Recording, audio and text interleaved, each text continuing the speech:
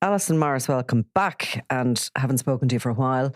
No, I feel like we're strangers. I haven't spoken to you in ages. I know, it's ridiculous. Anyway, we'll be speaking a lot more now that we're kind of evolving with our podcasting, both north and the south. But wanted to talk to you about Michael McMonagle, and you were writing this week about the first picture of him and writing around that photograph. Tell us, anybody who doesn't remember who Michael McMonagle or know who he is, because of course the viewers and the listeners in the north will know exactly who he is, but maybe down here people will have forgotten. Who is he, and why is it significant that we've got the first picture of him? Yeah, so Michael McMonagle was a former journalist, and then he became a Sinn Féin press officer. He also worked as an advisor and worked in the office of Michelle O'Neill. And he would have been quite well known to a lot of journalists in Northern Ireland. He would have been someone who they'd have been in regular contact with. He wasn't somebody I contacted that often because he was a lot of times based up in the northwest. He was from Derry, and he would have done a lot of the press contacts up there.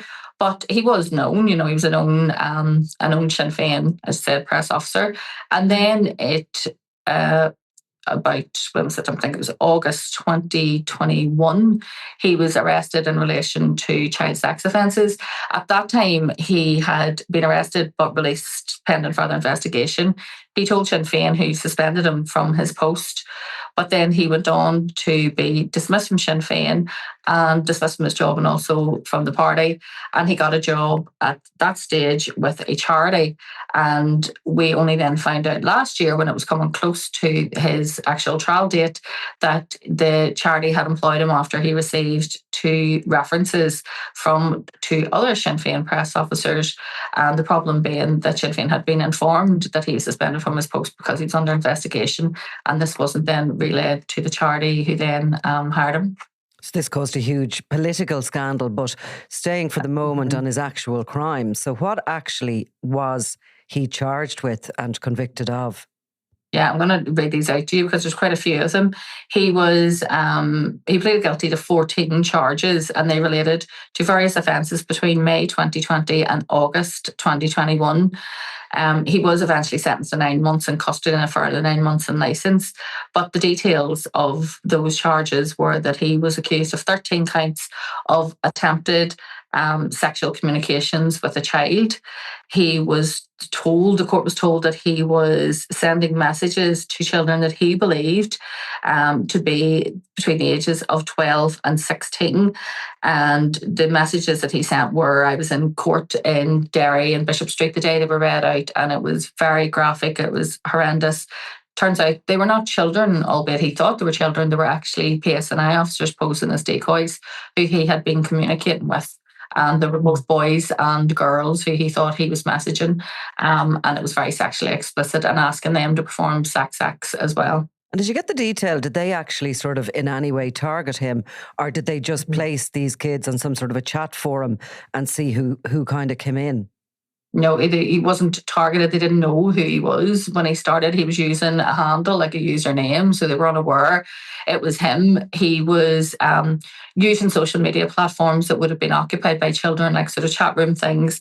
These are things that even, and you think as a mother, that you should have been aware of, that I wasn't aware that complete strangers could contact children on some of these platforms. Snapchat seems to be the one that a lot of sex offenders use and use to communicate with children without them actually being friends with these children. He was communicating with them, and it was starting off. He was pretending to be a young person as well, pretending to be a child, and then it was becoming more and more sexually explicit. He was using a couple of different names, albeit there were names that were easily identifiable as him, but he was pretending to be a child throughout some of these. But the IP address was then traced by the PSNI and led back to him. So was he actively trying to meet any of the children, or was this more he was encouraging them into sort of sexual conversations and maybe to send photographs or... Yeah, well, the PSNI at the time, so the most senior, I suppose, PSNI officer who would deal with these type of offences in Northern Ireland is a police officer, a chief superintendent called Lindsay Fisher, and she says afterwards let us serve as a warning that we are everywhere. If you're attempting to communicate with a child in a sexual way, you will be caught. But what happened was there's a large unit in the PSNI now who would be involved quite often in combing those sort of chat rooms, looking for people who are asking children to perform, to engage in sexually explicit behaviour, and then they would engage with them back and forward a few times to see what the level of the offending would be, albeit they have to be very careful not to use what would be entrapment, which is why also at that case they mentioned, the paedophile hunter groups that we would have, and they operate. Now, there are some people who have been convicted on evidence provided by paedophile hunter groups, but more cases than enough collapse because the way that evidence is gathered in a way that is not admissible in court, and is also often considered to be entrapment because the conversations that are sexually explicit are started from the decoy child rather than the adult, whereas when the PSNI are doing it, it's completely innocent from their part, and the adult then has to engage in the sexually explicit conversations, and that then is how they start gathering the evidence so it's admissible in court and can't be used or considered that someone can be lured or entrapped or be falsely coerced into behaving in this type of behaviour.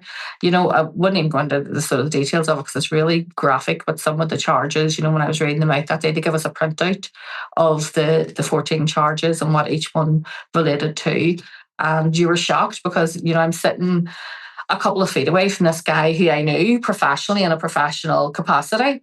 And here he is sitting, albeit he arrived on his own, clearly, friendless at this point in time, completely abandoned by everyone and anyone, including, there was no family with him, there was no friends with him. He showed up with a small bag, knowing full well he was going to prison that day, and sat with his head down throughout most of it. His barrister did say, he was ashamed of the behaviour, but then the barrister then engaged in trying to blame others for the predicament he caught himself in, because, as you said, there was a huge political scandal around this in terms of who knew what when. The British Heart Foundation, as I said, is the charity that had hired him. They claimed to know nothing about this. There was a bit of blaming to and fro. So members of Sinn Féin says, well, British Heart Foundation should do better background checks on their employees. Then the British Heart Foundation come back and says, no, hold on 1 second. This man came with 2 references from 2 members of your party and nobody bothered to tell us. He was in an event in Stormont with the British Heart Foundation. At that point, should someone not have said, have you hired him? Do you know what he's under investigation for? So all of this, and then it led to the 2 people having to, Ciaran McGinley and Sean Gear, having to resign. Sean Gear was probably the most senior press officer in Ireland at that stage. He had been a press officer with Sinn Féin for many years, and they both lost their jobs because of this, because of the scandal. So not insignificant in terms of political scandals. Now, it's one that's pretty much gone away after the conviction of McMonagle, but I mean, not insignificant at the time, and so much so that Mary Lou McDonald then ordered that there be a review of Sinn Féin's internal procedures in terms of this.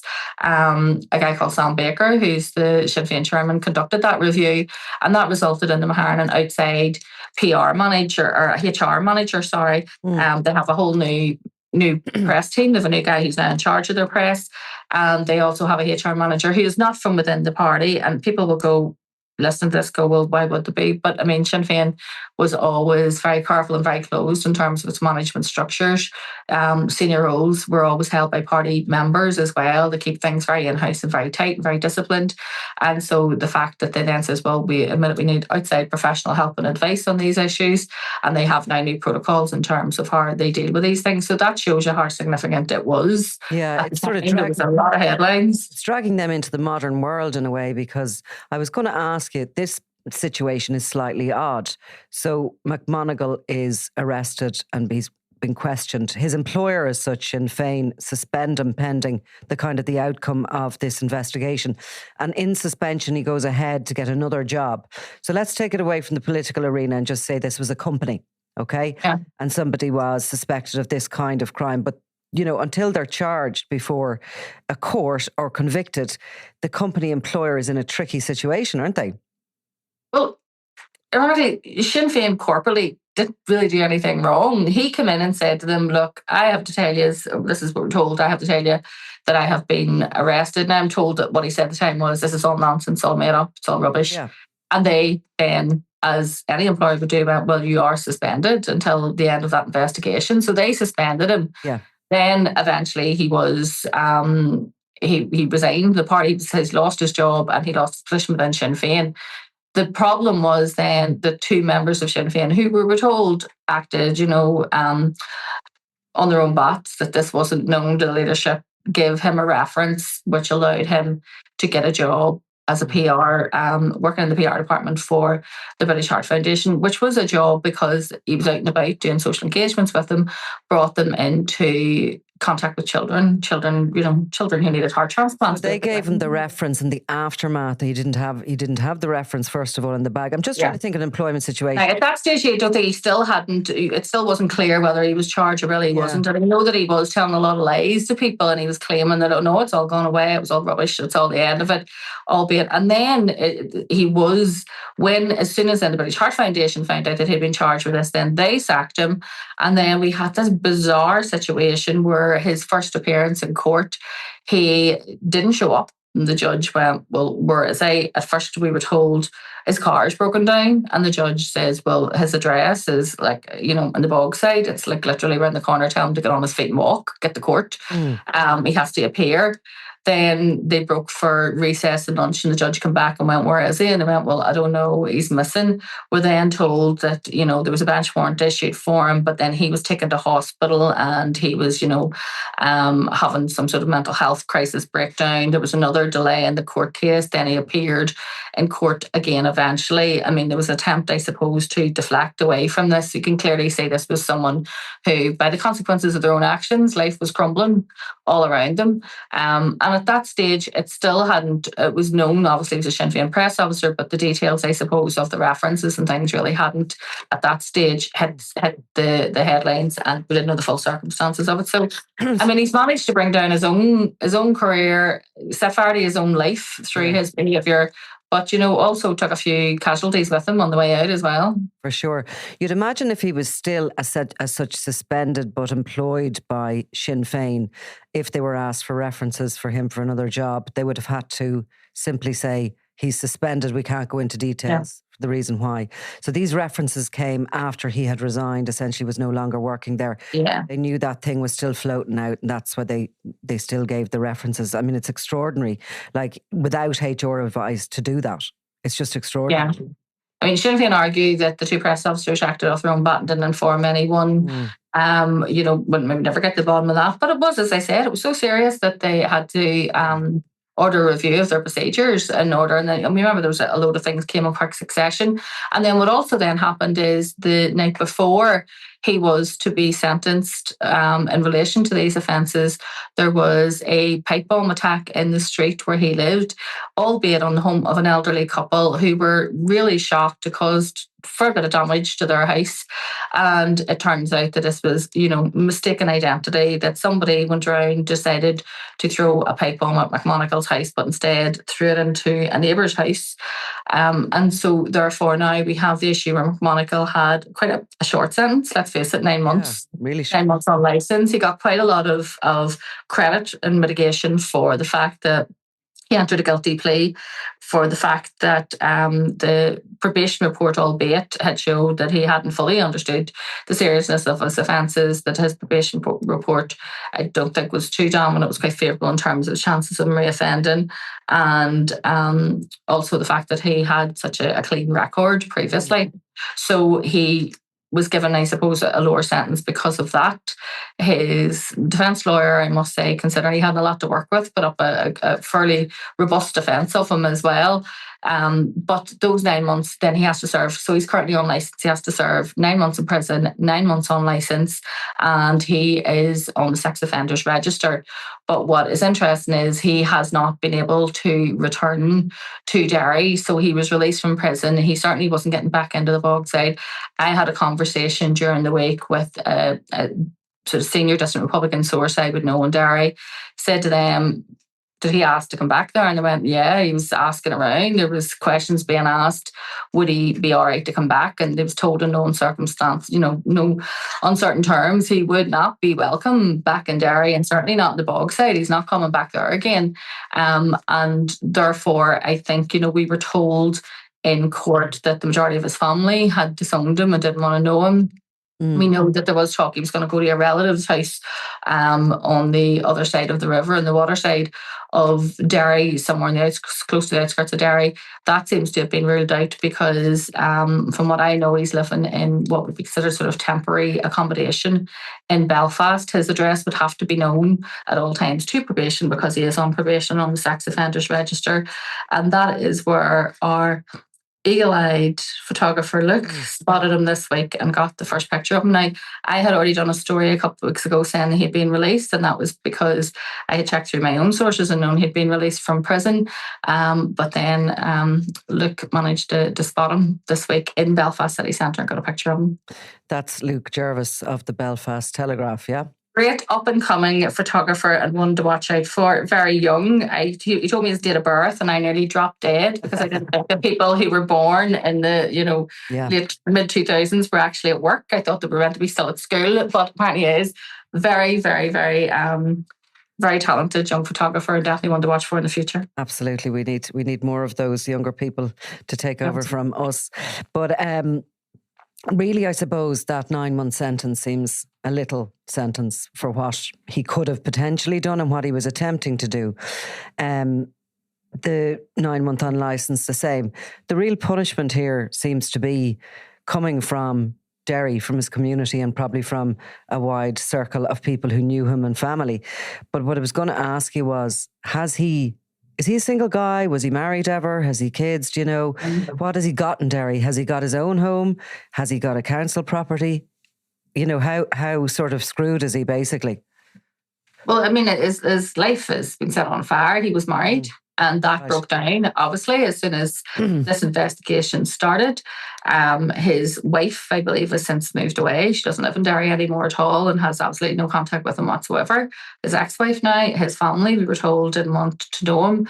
His mother died while this was all going on. So this clearly caused great distress to her and the family as well. He's no job and, no prospect of getting any job in the future, especially not one in the line of work that he was in, which was journalism and PR and media. So that has been completely ruled out. He is a very recognisable figure and someone who will be known and it will follow him around. He's on a sex offenders register, so for the foreseeable future he's going to have to report and let know if he does want to move. He's going to have to always keep the authorities informed of that. And what I will say is, because some people try and minimise these crimes when it's decoys being used, and that was an attempt by his defence to raise that in the court. The offence of communication, sexual communication with a child, the offence is the intent. And the intent in this case was that he believed he was speaking to children. He clearly didn't think he was speaking to police officers. He wouldn't have been asked them to do the things he was asking the children to do. So the intent was there. So by the grace of God, it wasn't a child, but that wasn't his intent. And the offence is the intent. So you can't get away with sexual communication with what you think is a 12-year-old by going, oh, well, sure, turned out it wasn't a 12-year-old. He thought he was communicating with a 12-year-old. And in a crime like this, there's a lot of planning really that goes into it, because they have to probably use language that doesn't make them stand out on these chat forums or whatever. They have to create internet personalities. So they have to think about this long and hard. So as they get to a place where they're able to actually make suggestive, remarks or ask kids to do something. So what's for him then? And does he have to stay in the north on the sex offenders register?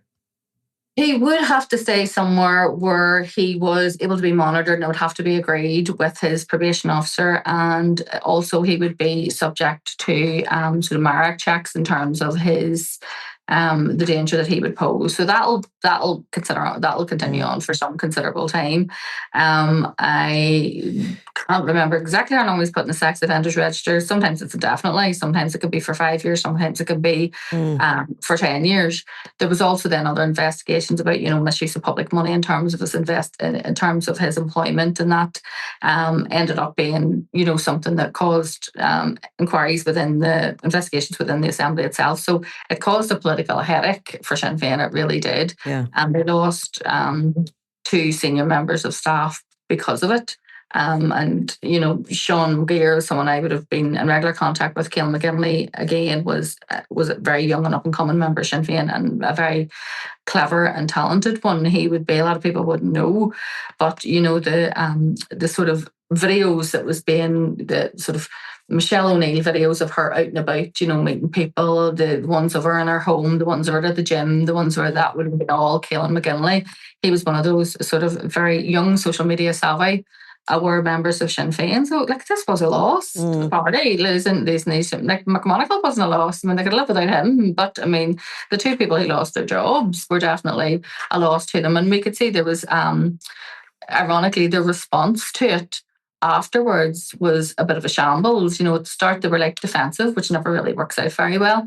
And then it was like scurrying around to try and find a response to it. And ironically, I mean, we said at the time, and I'll say it again, the person who lost their job because of it, Sean McGuire, would have been the only person who probably could have stepped them through the crisis management, but he was the person who wasn't there anymore. So that's what happened. So, well, he didn't look too happy to see Luke Jervis this week when he was photographed, but I would urge anybody to go on to the Belfast Telegraph, or it's more than likely in the independent.ie websites, and to have a look at this guy. Because for those of you who still believe that it's only creepy old men who are dirty looking that do this kind of thing, he is the exact polar opposite of it. He's a good looking young chap, could be, you know, an actor. Doesn't he? Yeah, I mean, very clean cut, clearly educated.